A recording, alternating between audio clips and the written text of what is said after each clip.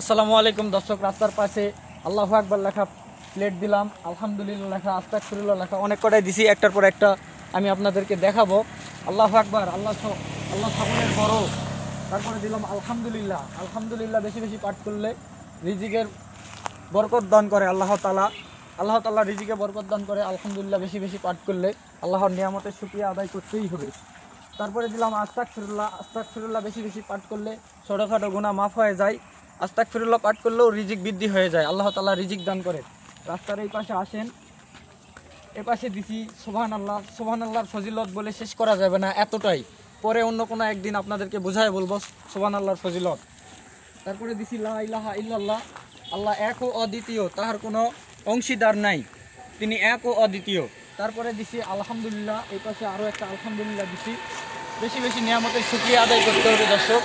আল্লাহ তাআলার নিয়ামতের শুকরিয়া আদায় করলে আল্লাহ তাআলা আরও বেশি বেশি দান করেন। তারপরে প্রথমে দিছিলাম বিসমিল্লাহ।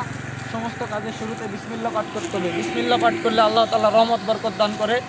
আল্লাহ আমাদের সবাইকে আমল করার তৌফিক দান করুন, সবাইকে সঠিকটা বোঝার তৌফিক দান করুন।